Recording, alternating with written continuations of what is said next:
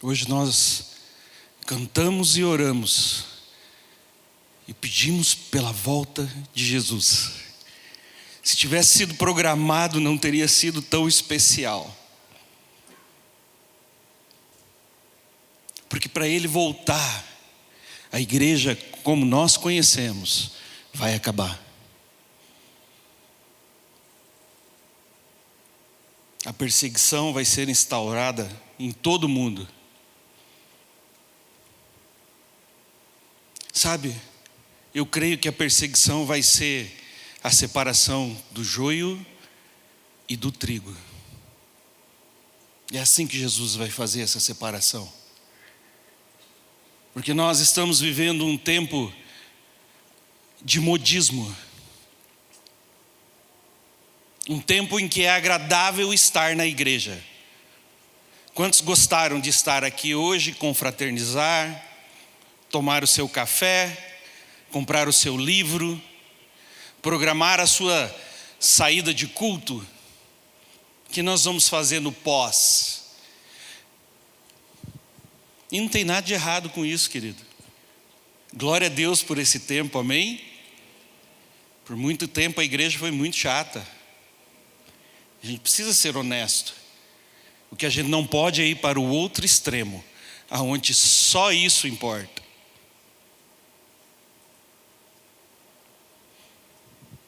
Mateus 28, do 16 ao 20, se você quiser me acompanhar, eu peguei a versão Nova Almeida atualizada. Os 11 discípulos partiram para a Galileia, para o monte que Jesus lhes havia designado. E quando viram Jesus, o adoraram, mas alguns duvidaram. Jesus, aproximando-lhes, falou-lhes, dizendo: toda autoridade me foi dada no céu e na terra. Portanto, vão e façam discípulos de todas as nações, batizando-os em nome do Pai, do Filho e do Espírito Santo, ensinando-os a guardar todas as coisas que tenho ordenado a vocês. E eis que estou com vocês todos os dias, até o fim dos tempos. Sabe o que eu não acho nesse texto? E eu tenho ultimamente sido movido a usar muitos textos em que saíram da boca do próprio Jesus. E sabe o que eu não acho nesse texto? Vão e abram igrejas.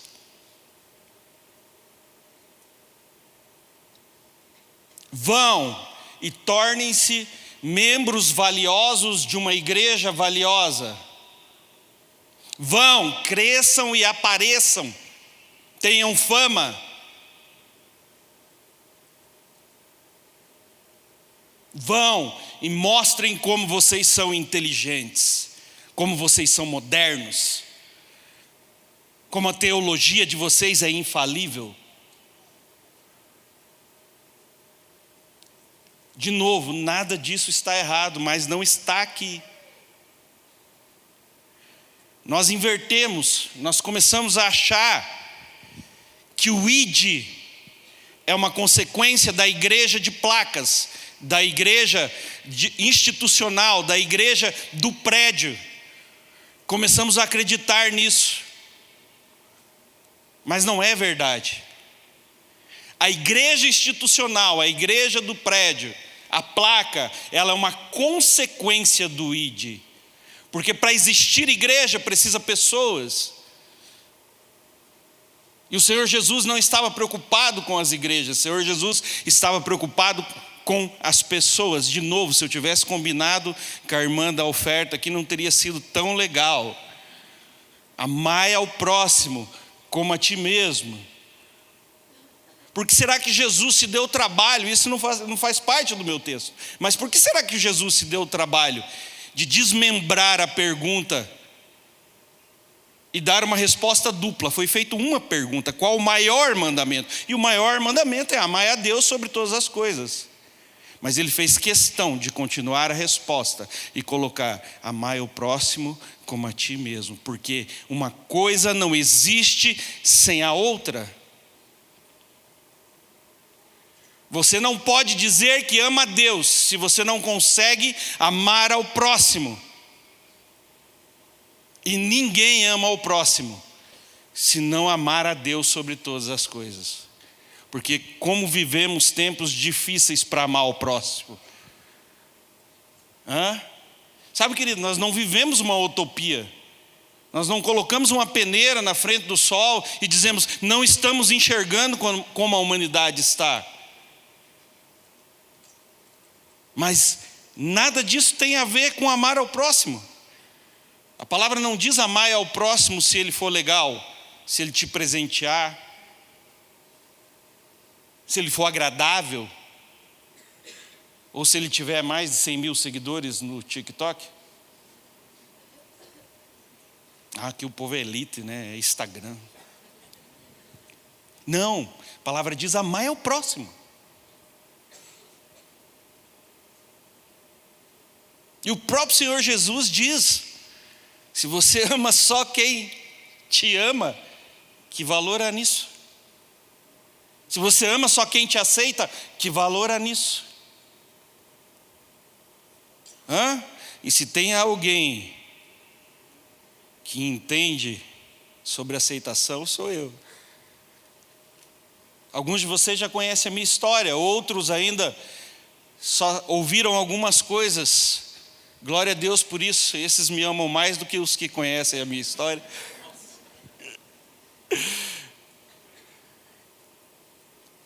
Mas eu, como muitos dentro das igrejas hoje, passei pelo mundo das drogas, do crime, da prostituição. Estive perdido, estive nas trevas. Se há um inferno nesse mundo manifestado, eu conheci esse inferno. E a minha história não é diferente do que a maioria das pessoas que eu conheço. As pessoas ficam muito impressionadas quando quando eu falo de onde eu vim. Mas eu me lembro de uma vez em que tinha uma brincadeira no retiro de homens que me incomodava muito. E eles ficavam assim: eu pregava no domingo pela manhã, e de sexta à noite até sábado, no fim da noite, todos os ministrantes que passavam diziam assim: o pior ainda está por vir. Aguardem, o pior ainda está por vir. Aguardem, o pior ainda está por vir. E eu ficava, porque eles estavam se referindo a mim, a minha história. E eu comecei a pensar naquilo, e aquilo começou a me incomodar, porque foi retiro após retiro, retiro após retiro. E um dia, um dos pregadores que pregava antes de mim no domingo de manhã contou a história dele, né, de como ele traiu a esposa, sendo um ministro da casa de Deus, né, um grande amigo nosso. E eu não estou aqui falando mal deles, tá, querido? Estou contando algo para você parar e pensar. E aí, quando eu peguei o microfone, eu parei e eu falei, daquelas que o Espírito Santo dá só na hora, né? Falei: ei. E eu fiz uma retrospectiva de todos que já tinham passado e pregado. E eu falei: ei,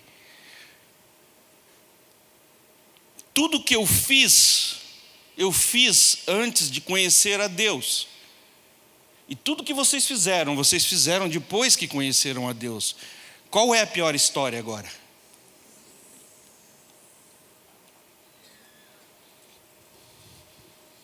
Como é que tem sido a sua história?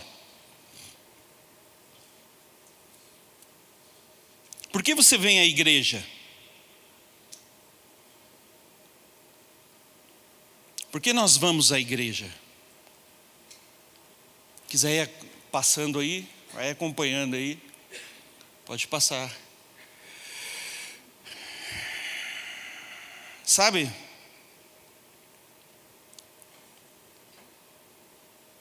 Eu vejo a gente vindo à igreja semana após semana, dia após dia, buscando algo de Deus.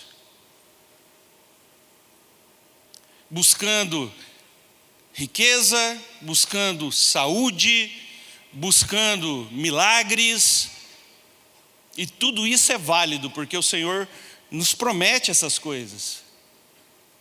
Mas alguns mais espirituais, né, mais crentes que os outros, buscam o poder de Deus. Buscam dons, e a palavra ampara. 1 Coríntios 12:31 diz: entretanto, procurem com zelo os melhores dons, e eu passo a mostrar-lhe um caminho ainda mais excelente. Então não há nada errado em buscar todas essas coisas. Quando eu vim para a igreja, eu vim buscando algo. Eu vim buscando uma restauração familiar, uma cura para os meus vícios, uma transformação da minha mente, uma vida melhor. Foram muitos meses caindo e levantando. Quem conhece essa história aí? Muitos meses caindo e levantando. Ora acreditava, ora não acreditava, ora fazia sentido, ora não fazia sentido. Era muito estranho estar pedindo algo para alguém em quem há alguns dias atrás eu não acreditava que existia.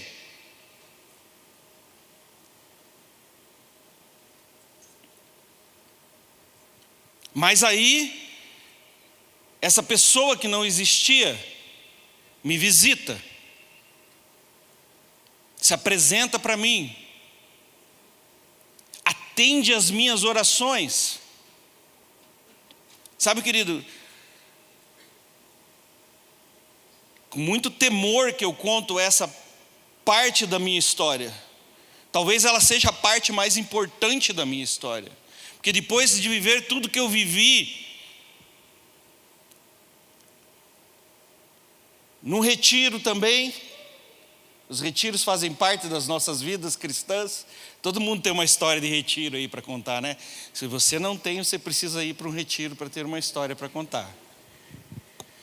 Num retiro, eu resolvi acreditar, eu resolvi aceitar, eu resolvi, logicamente, eu falei, puxa, não é possível que tanta gente está crendo numa utopia.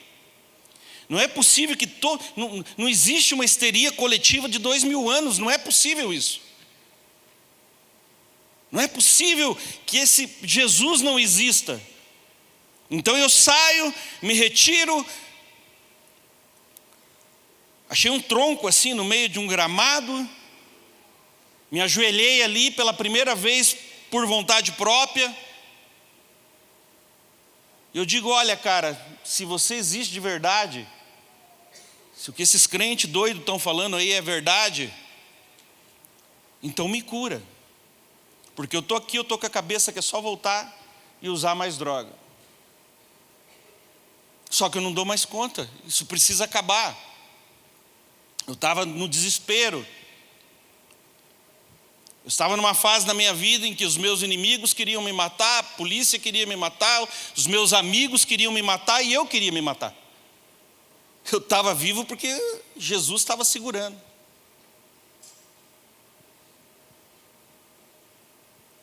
E aí eu senti algo muito similar ao que eu senti aqui hoje no início.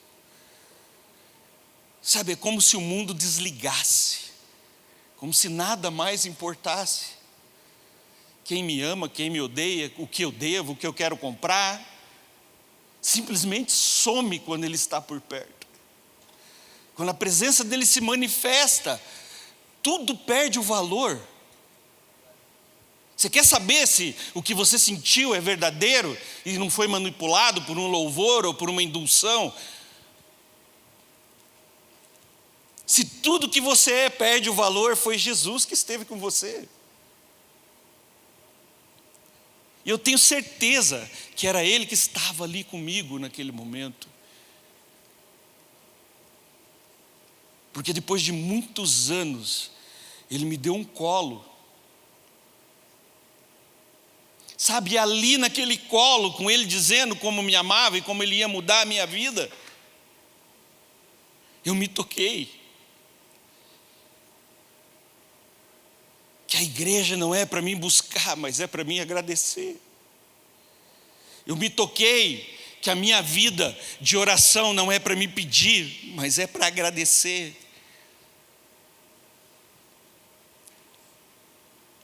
Eu me toquei que existia um mundo além de mim.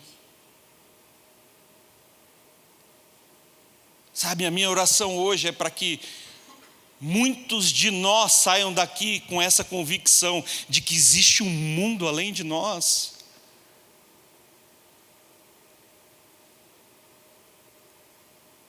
Os benefícios vão vir, as bênçãos vão vir, as coisas vão acontecer em nossas vidas, mas esse não pode ser o nosso propósito. Algo tem que mudar. Quando o Senhor diz, procurem com zelo os melhores dons, Ele não disse isso para que a gente seja exaltado, para que a gente seja reconhecido, para que a gente consiga algo que quer. Não tem a ver com isso aqui. Não tem a ver com um encontro semanal, não tem a ver. Tem a ver com aquilo que Ele precisa fazer para poder voltar. Por isso se chama a grande comissão. Porque precisa que milhares preguem a milhares, para que milhares se tornem milhões, e milhões se tornem bilhões, e toda a terra ouça falar da graça do Senhor Jesus Cristo, e das boas novas que Ele deixou na cruz para nós, para daí então Ele voltar e nos resgatar. Então, quanto mais rápido a gente entender que não é aqui dentro, que não é dentro das quatro paredes, mas é lá fora, que nós vamos fazer isso acontecer.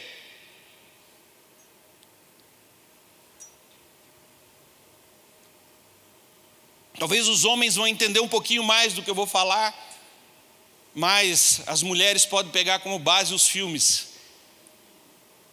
Quando você assiste filmes militares, né? E quem passou pelo serviço militar, você passa a maior parte do tempo treinando para algo que nunca vai acontecer, né? Os caras ficam ali treinando coisas que eles não vão usar, sendo massacrados, gritam com eles, fazem eles fazer exercícios que eles nunca vão fazer num campo de batalha. No campo de batalha tem que aprender duas coisas: matar e morrer. Ponto final. Quem já assistiu o Resgate do Soldado Ryan? Os caras que saem ali daqueles navios ali, daquelas traineiras que levaram eles até a praia no dia D, não tiveram a oportunidade nem de dar um tiro, foram lá para morrer. Todo o treinamento que eles fizeram acabou ali naquele tiro que eles levaram na cabeça quando saíram de dentro daquele barco.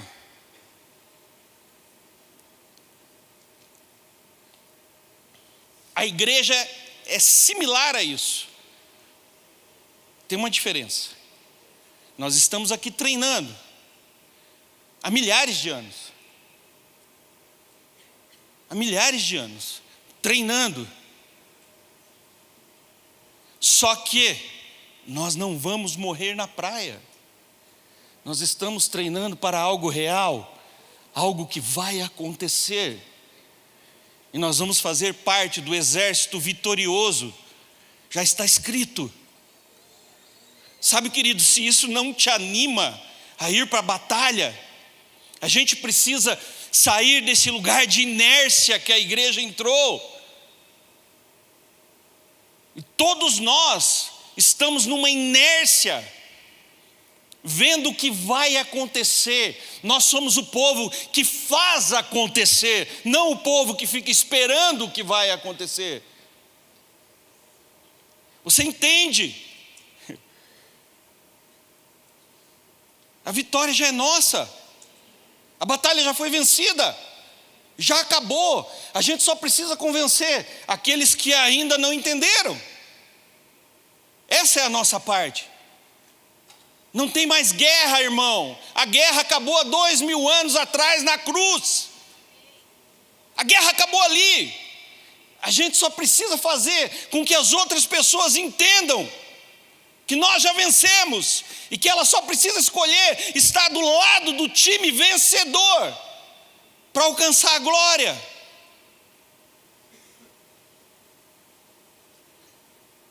É surreal você parar para pensar nisso.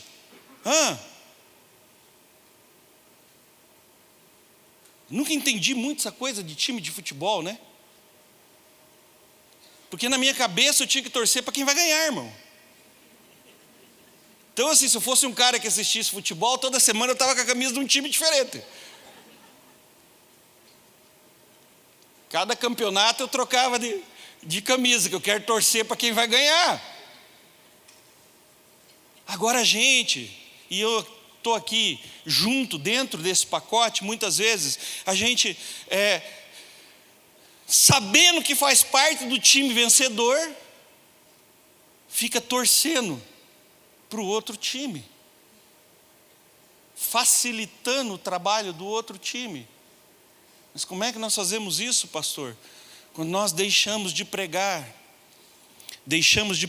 pelos nossos problemas, deixamos de pregar pelas nossas crenças, deixamos de pregar porque a igreja não nos agrada, ou o pastor não é muito bem como nós queremos que ele seja, o meu líder também não está com essa bola toda. Quem aí já se sentiu melhor que o líder em algum momento? Bem-vindo ao time.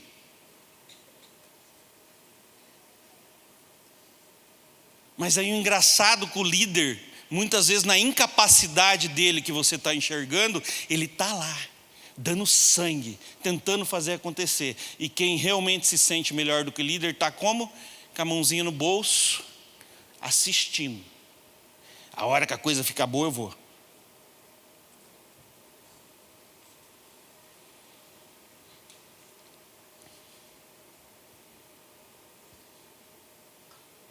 Busca, recebe.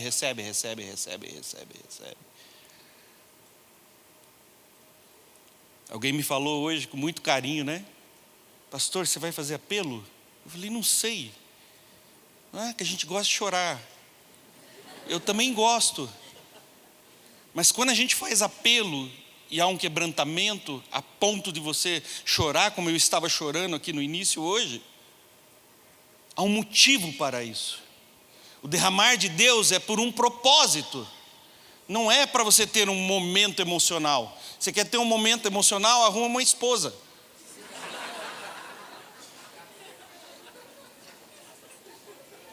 Ou um marido. Já que para as mulheres não ficar se achando. Rapaz, vai sobrar momento emocional na sua vida. Vai para 30 anos que eu estou tendo um momento emocional. Todo dia uma novidade. Mas esses momentos não têm a ver com isso. O momento do derramar de Deus, ele é uma preparação. Ele é uma arma que não vai cair na praia com você. Se você não vai cair na praia, essa arma também não vai cair na praia. Mas ele é uma ferramenta que Jesus nos dá. É nesses momentos em que você sente, muitas vezes nós ignoramos a presença do Espírito Santo. Sabe, querido, e não tem a ver com dançar, não tem a ver com levantar a mão, não tem a ver com gritar. Mas tem a ver com que você, quando você sente, você responder a essa presença. E é nesses momentos que o Senhor vai entregar coisas para você. Você pode estar dirigindo, você pode estar no seu trabalho, você pode estar respondendo uma mensagem, você pode estar vendo um filme, ouvindo um louvor, ou você pode estar na igreja. É tudo a mesma coisa, irmão. Deus não precisa de ambiente, Deus não precisa de música, Deus não precisa de show de luzes, Deus não precisa de fumaça. Tudo isso é para nós, para o nosso deleite. E se somos generosos o suficiente com a nossa igreja local para termos isso, nós vamos usufruir e vamos usar. Amém? Mas se a igreja for perseguida, provavelmente você vai ter que adorar o Senhor numa caverna, num galpão abandonado, numa clareira no meio da floresta, numa praia deserta. E você não vai poder fazer barulho. E aí você não vai poder gritar, você não vai poder chorar e você não vai poder pular, porque isso vai poder te custar a sua vida. E aí? Como vai ser? O que temos feito com o que recebemos de Deus?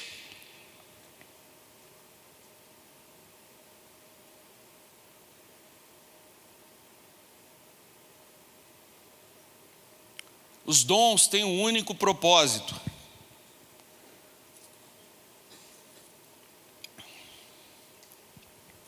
nos deixar famosos e aumentar os nossos likes e os nossos seguidores. Porque sem isso, como vamos pregar o evangelho? Tem alguns que até usam a desculpa de como, pregarei se não tem quem ouça? Inverte o versículo. Não, querido, os dons têm um único propósito: tocar a vida do próximo, para que ele possa ver a glória de Deus manifesta.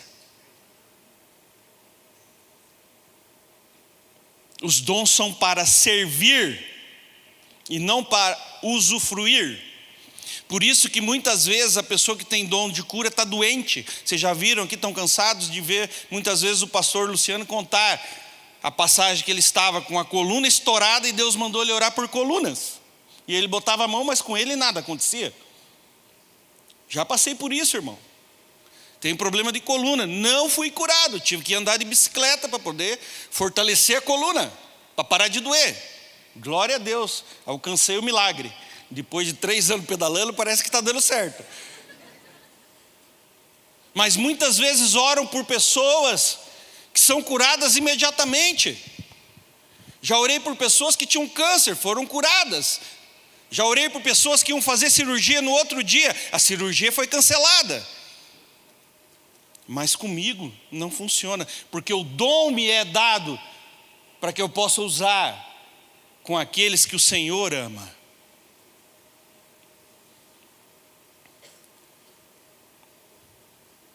Deus te ama também.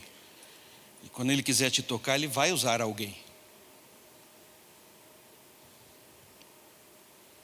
Marcos 16, do 17 ao 18, diz assim: esses sinais acompanharão aqueles que creem.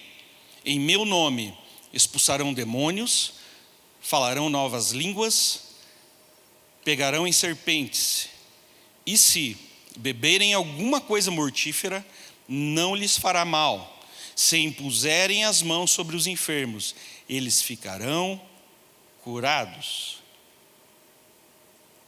Sabe, querido, depois de me converter, de ter esse encontro com Jesus, eu comecei a andar com uns malucos que expulsavam demônio. O chefe dos malucos era o pastor Getúlio de Jesus, que está conosco aqui na igreja. E eu acompanhava eles iam nas igrejas pregar e eu ia junto. E eu comecei ali intercedendo, enquanto eles trabalhavam na frente da igreja. Depois eu comecei a ajudar a segurar os endemoniados que caíam. Até que um dia, alguém endemoniou e das pessoas que estavam ali ministrando bateu no meu ombro, falou o nome do demônio. E vamos orar por esse cara. Botei a mão, o bicho ficou brabo. Logo no primeiro, irmão, tinha que ser comigo.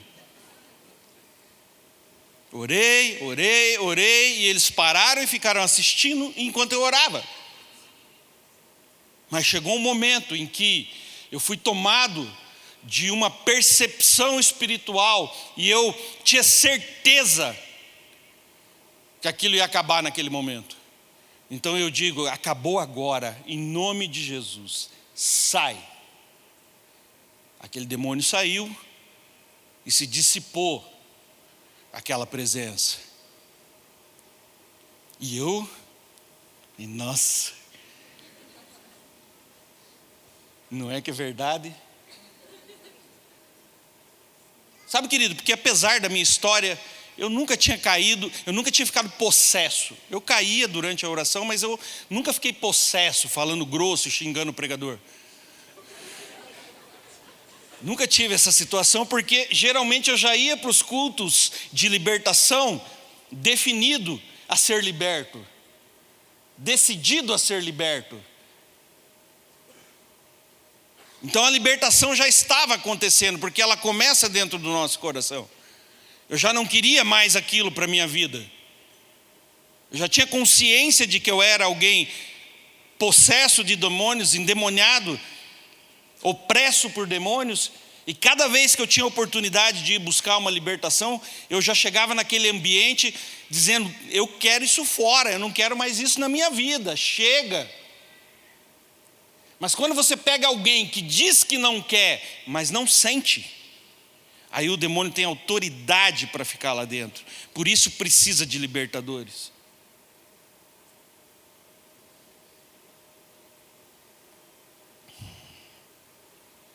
E eu nessa vida ali, aprendendo, trabalhando, comecei a fazer isso em casa de recuperação periodicamente. Até que um dia o Senhor me falou: esse não é o seu chamado. E como assim? Só ando com esses caras? Como assim, Senhor? Eu chego, os demônios tremem. O Senhor falou: não, esse não é o seu chamado. Foi a primeira vez que eu ouvi falar em pastorado. Porque eu me considero um evangelista. Um pouco diferente, mas sou. Eu amo. Vou falar bem bonitinho, a pastora Vanusa não brigar comigo. Eu amo tirar as pessoas do inferno. Eu amo dar risada da cara do diabo quando eu ganho alguém para Jesus. Que a pastora Vanusa não gosta que eu fale eu odeio o diabo, eu gosto de pisar nele. Mas não seria o meu chamado. Aquilo me frustrou.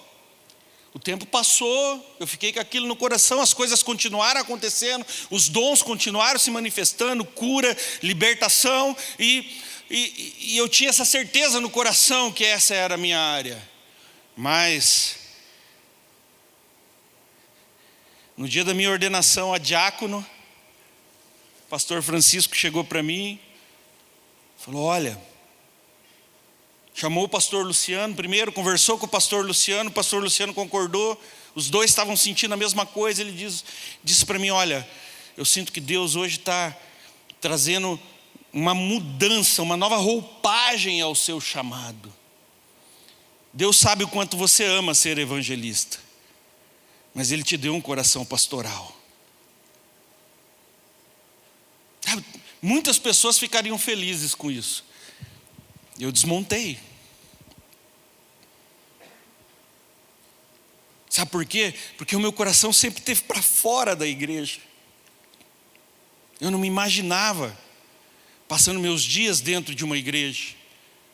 Eu não me imaginava num púlpito todo domingo pregando. Eu não me imaginava cuidando de crente. Aliás, irmão, que ninguém nos escute, eu nem gostava muito de crente. Eu gostava do novo convertido, eu gostava do perdido. Eu precisei ser curado e aprender que crente também é gente. Até porque eu estava me tornando um, né?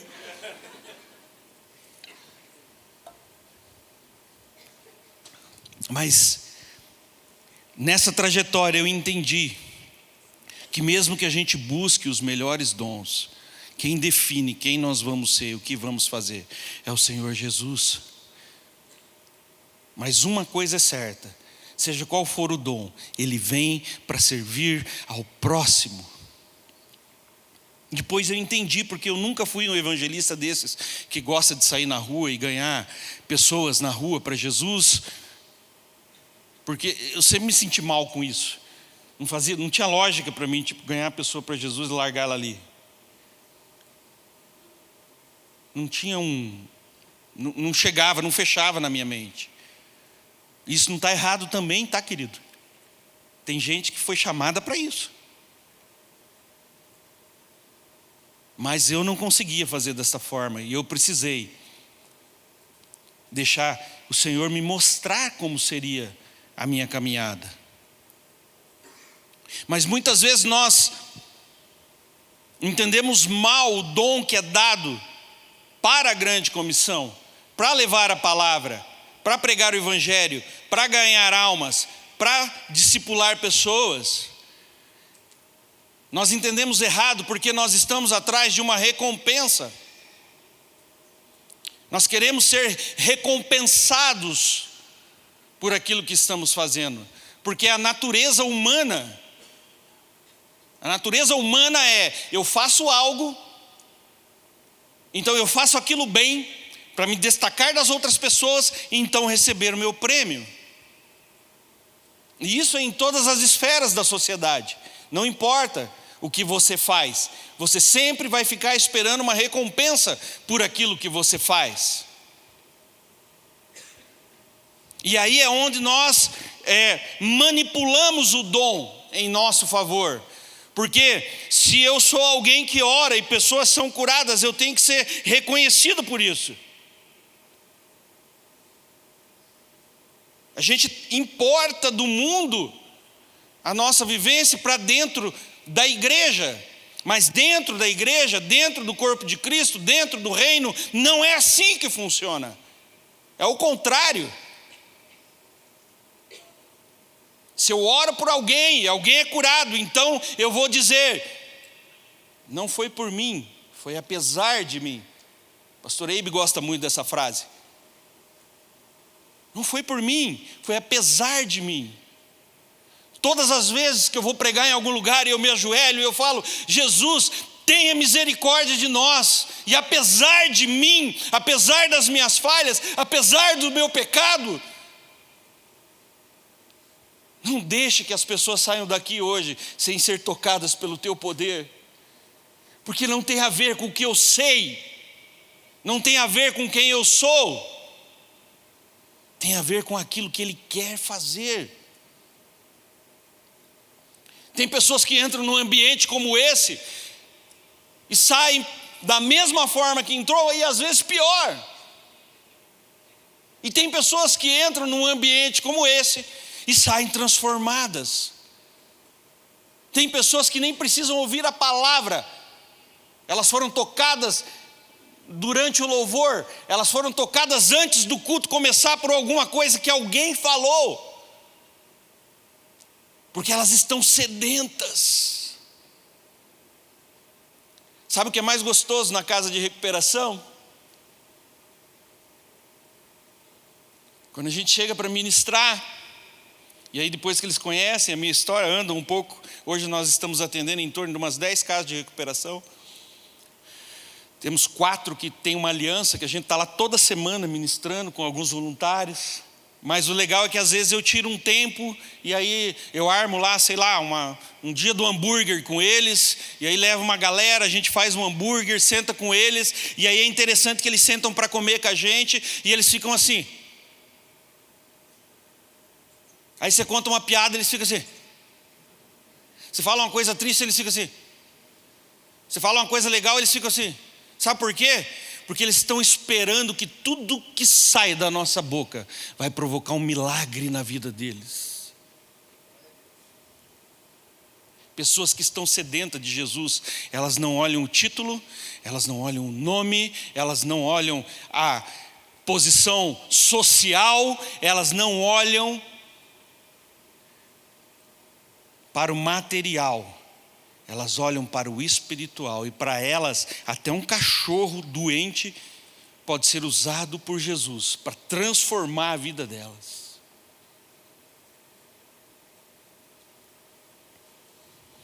Pessoas sedentas do Senhor Jesus não dependem de outras pessoas para ter as suas experiências. não avaliam se o português está certo, se a teologia está correta. Não avaliam. Elas só tiram o que é bom, descartam o que é ruim, em amor. Isso tem a ver com honra. Mas é algo para me pregar numa próxima vez. Eu aviso o Rafael que eu tenho mais uma palavra. Querido, eu quero falar um pouco sobre a verdadeira recompensa para a gente ir finalizando. Eu dei um golpe, comecei o meu cronômetro aqui, esqueci de ligar, já tinha uns 10 minutos, acho, de mensagem, então perdeu, irmão. Passou, o Rafael disse que eu podia antecipar a vigília para hoje também, enfim. A recompensa não está na exposição ou no reconhecimento. A recompensa não está naquilo que você recebe de volta, se as pessoas sabem que é você que está fazendo ou não. A recompensa está em você saber que está no centro da vontade de Deus, fazendo aquilo que Ele te comissionou para fazer. Porque se somos um exército, no exército tem que ter gente para tudo, irmão. Desde limpar as latrinas,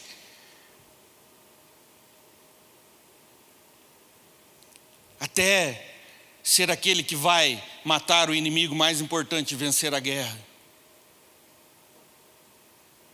Mas não tem vaga para todos serem heróis. Para que alguns sejam heróis, outros têm que fazer aquilo que é ordinário. Mas o ordinário no nosso exército, ele é espetacular.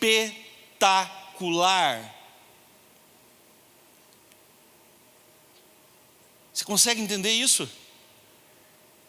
O nosso ordinário é espetacular.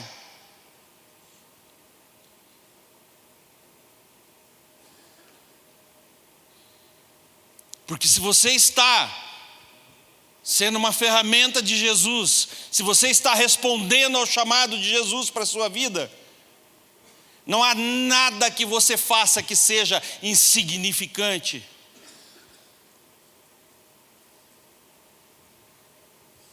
Provérbios 25, 21, 22 diz: se o seu inimigo tiver fome, dê-lhe de comer, se tiver sede, dê-lhe de beber, porque assim você amontoará brasas vivas sobre a sua cabeça, sobre a cabeça dele, e o Senhor recompensará você.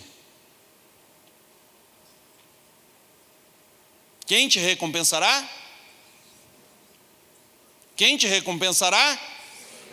E por que a gente fica esperando que o pastor recompense? Por que a gente fica esperando que o reconhecimento recompense? Que a exposição recompense?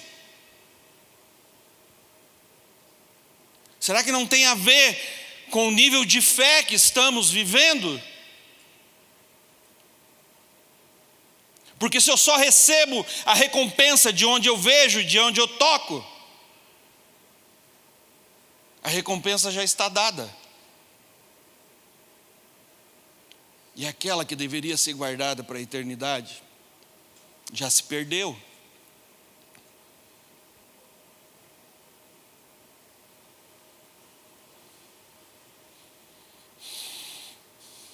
Eu recebi muita ajuda.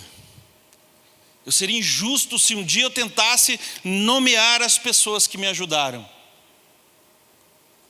Foi muitas pessoas, umas com um pouco mais de importância, com uma presença maior, outras às vezes com uma situação pontual, corriqueira, outras que talvez eu nem conheci, que oraram pela minha vida. Alguns anos atrás eu tive o prazer de receber uma senhora no portão da minha casa, logo depois que a minha avó, por parte de mãe, faleceu.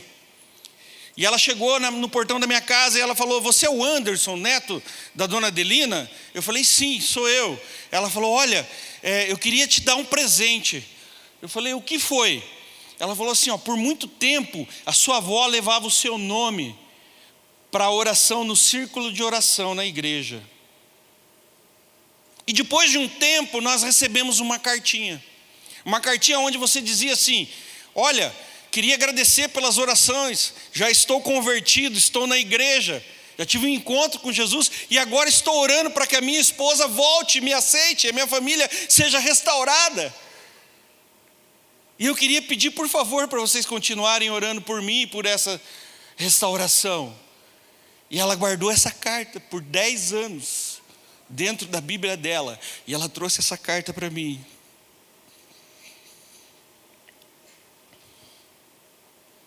E eu nem sabia que ela existia. Então você entende que não tem ordinário no nosso meio?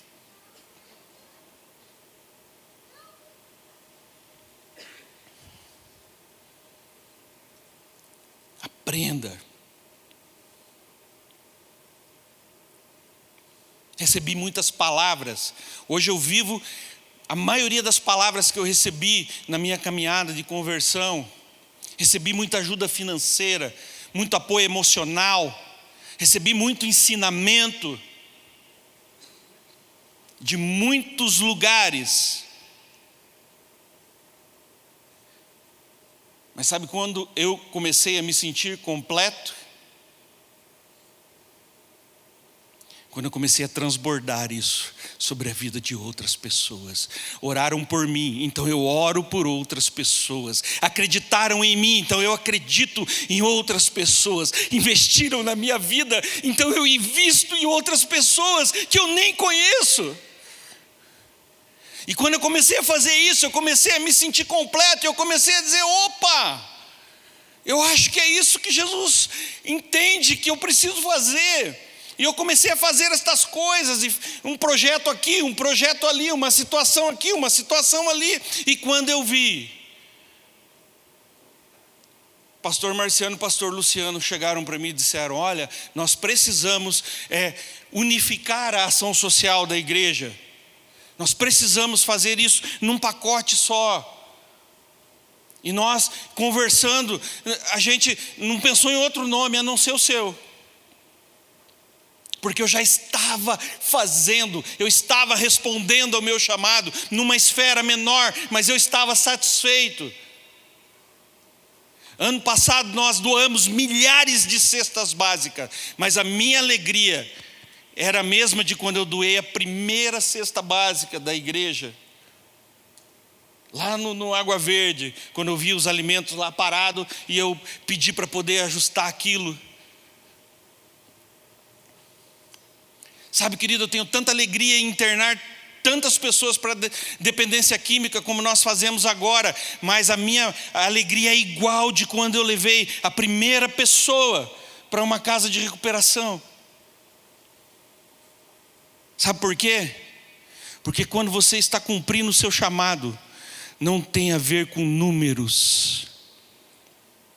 Quando você está fazendo aquilo que Jesus te chamou para fazer, não tem a ver com números. Então você não fica olhando para quem está fazendo mega, mas se você está fazendo um micro aqui e isso está funcionando, para você ter o mesmo valor daquela pessoa que está fazendo mega. A recompensa vem do céu. A recompensa vem de Jesus. Nós precisamos mudar a forma de pensar o evangelho. Porque por muitos anos a igreja, ela olhou para dentro. Era importante crescer dentro. Era importante inflar o ego. Era importante ter poder. Era importante controlar. E chegamos a um ponto de algumas instituições se importar tanto com o que estava dentro, que os de fora não podiam entrar. Não podiam fazer parte. Mas nós precisamos mudar isso e começar a olhar lá para fora. Esse púlpito é limitado, ele não tem espaço para todo mundo. Mas lá fora, irmão, lá fora tem espaço para todo mundo. Lá fora tem espaço para todo mundo. Lá fora tem um campo missionário em todas as áreas. Sabe, querido, que me entristece quando eu vejo um crente que chega para mim e diz: olha, pastor, se você tiver uma vaga para mim na Alcance Social, ou uma vaga para mim na igreja, eu queria largar do trabalho secular, porque eu não aguento mais estar num lugar onde não tem Deus. Digo, miserável, o sonho da minha vida é estar num lugar onde não tem Deus, porque lá eu vou ser luz. Lá eu vou me comportar como alguém que as pessoas têm que seguir. Lá eu vou me comportar de acordo com aquele que está em mim. Maior é o que está em nós do que o que está no mundo. Então o campo missionário não está dentro das paredes da igreja. O campo missionário está lá fora, no teu trabalho, na tua faculdade, nos lugares que você frequenta. Na sua casa, com os seus familiares. Sabe qual é o meu desafio em pregar aqui? Meu filho está sentado aqui me ouvindo, e eu não teria coragem de pregar algo que eu não vivo. Porque qual seria o exemplo que eu estaria dando para ele?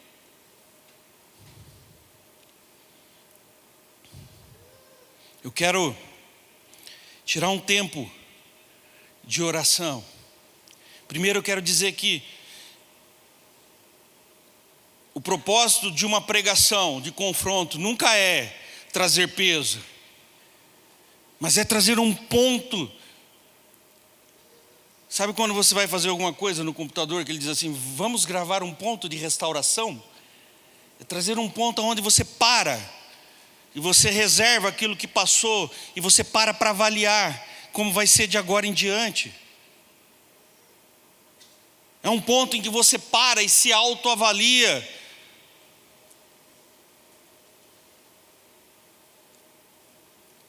Mas deixa eu dizer uma coisa para você: quando aquilo do vídeo começar a acontecer em massa no mundo, não vai dar tempo de você decidir quem você é ou quem você quer ser. Quando aquilo começar a acontecer, querido, você está dentro. E se Jesus estiver com você, você vai passar por aquilo com glória, independente do que aconteça. Mas se Ele não estiver, sinto muito, não vai ser fácil, vai ser doloroso. Vai ter choro e ranger de dentes. E está na hora da gente parar de se preocupar com o trivial e pensar na eternidade. Isso aqui é só uma base de operações. Você está aqui para ser treinado para a guerra. E diferente dos soldados do filme do Resgate Ryan, você vai chegar na praia e você vai ter que saber lutar. As trevas vão estar lá fora te esperando. Elas vão se apresentar para você. Pessoas vão cair endemoniadas no teu trabalho. Pessoas vão cair endemoniadas na tua faculdade. E você vai ter que saber reagir. Porque quando isso acontecer, o resto das pessoas vão querer saber: quem é que diz que anda com Jesus aqui? E vão jogar no teu colo. E aí você não vai ter tempo para se preparar. O tempo é agora, é aqui, é dentro desse prédio que você se prepara para responder lá fora quando acontecer. Então o nosso propósito não é estar aqui. Isso faz parte. Isso é necessário. Sabe, queridos, hoje eu quero fazer algo um pouco diferente. Vamos ver se vai dar certo.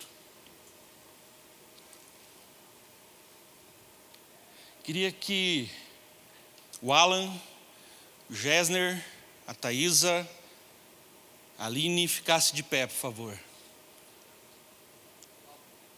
O Álvaro está aí? Álvaro, de pé. Esses são meus colaboradores. São pessoas que trabalham comigo na Alcance Social. Sabe por que eu pedi para eles ficarem de pé? Porque apesar de receber um salário para fazer o que fazem, eles fazem com zelo. E eles entenderam que o lugar é fora. Nenhum deles está brigando aqui por espaço dentro. Nenhum deles está me confrontando, querendo saber quando que vai ser promovido, quando que vai crescer, quando que vai acontecer algo, quando que vai acontecer aquilo, quando que vai acontecer aquilo outro. Eles estão no fluxo junto comigo, trabalhando. Eu sei que há entre nós aqui também alguns voluntários da Alcance Social. Alex, fica de pé. Quem faz parte da equipe do Alex, lá nos lares que ele visita? Pode ficar de pé. Se você faz parte da equipe do Alex, por favor, fique em pé. Todos que fazem parte, todos que foram pelo menos uma vez. Todos. Você foi uma vez, irmão, você faz parte. Quem lembra da parábola dos trabalhadores da vinha? Há mais algum voluntário da Alcance Social, dos projetos externos, sem ser aqui a livraria, o espetinho, dos projetos externos, dos projetos de fora. Há mais algum voluntário aqui da Alcance Social? Pode ficar de pé também.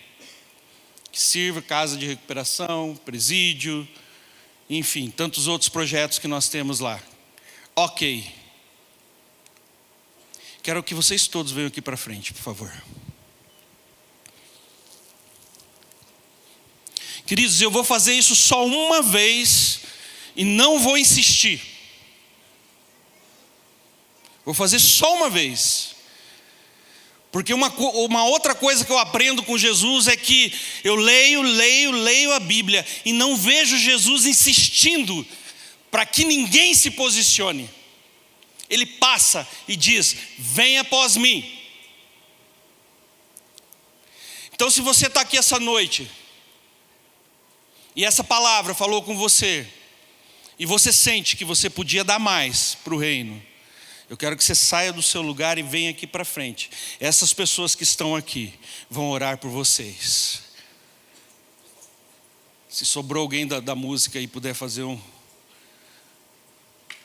Não, pode ficar então, para você orar também. Vamos sem música, lembra? Sem emoção, irmão. É só espírito.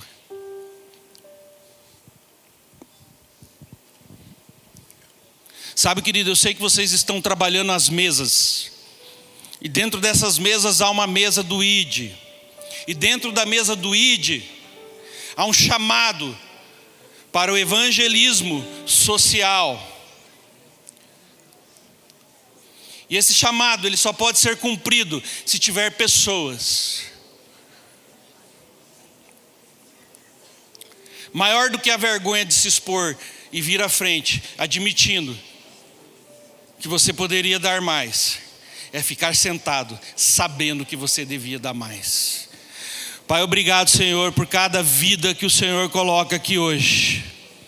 Obrigado, Pai, porque eu sei que aqui o Senhor starta processos. Aqui o Senhor derrama dons. E aqui o Senhor abre portas para que o seu evangelho seja alcançado através dessas vidas. Eu clamo, Pai, que cada um deles que está se dispondo a estar aqui seja tocado pela tua glória. Que aqueles dons que eles têm buscado seja manifestado, mas que além disso a sua vontade seja manifesta, aquilo que o Senhor escreveu a respeito dele, ainda no ventre da mãe, aquilo que o Senhor escreveu a respeito dela, ainda no ventre da mãe, venha ser verdade, que o projeto do Senhor venha se manifestar na vida de cada um deles. Oh, Espírito Santo de Deus, clamamos por uma transformação, clamamos por uma mudança de ambiente, por uma mudança, por um start da sua parte em tudo que está parado.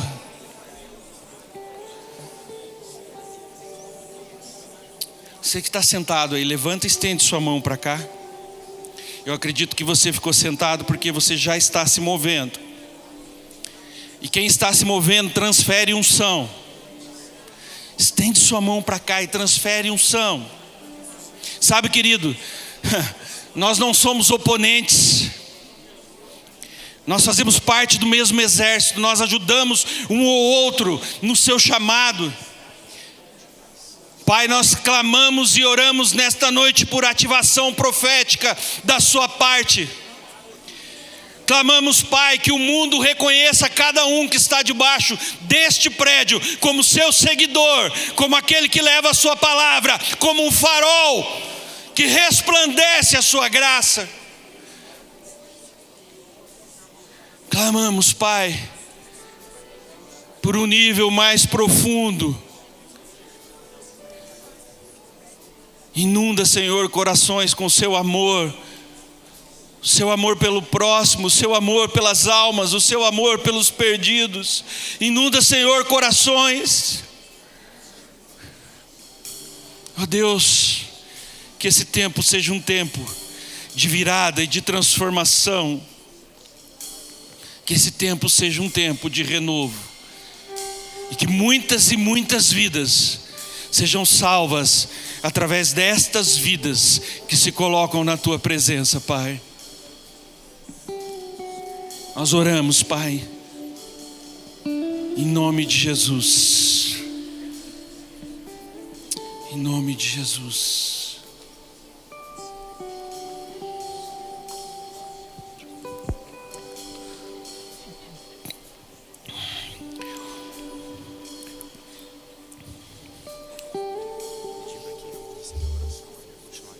Quem não recebeu oração pode continuar aqui na frente, erguer a sua mão. Quem está aí quebrantado com Deus, fica à vontade.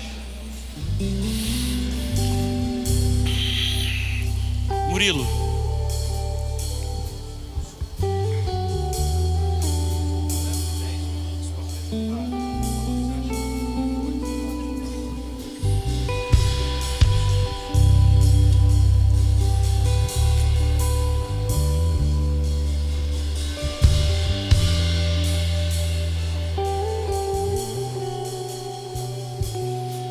A minha oração é que se o Senhor te tocou,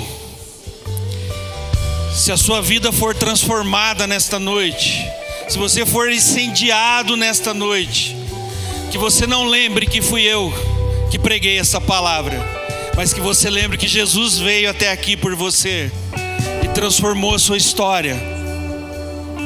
Quando te perguntarem onde foi o ponto de virada, você fale: foi o dia que Jesus se apresentou para mim e falou comigo e mudou o meu coração.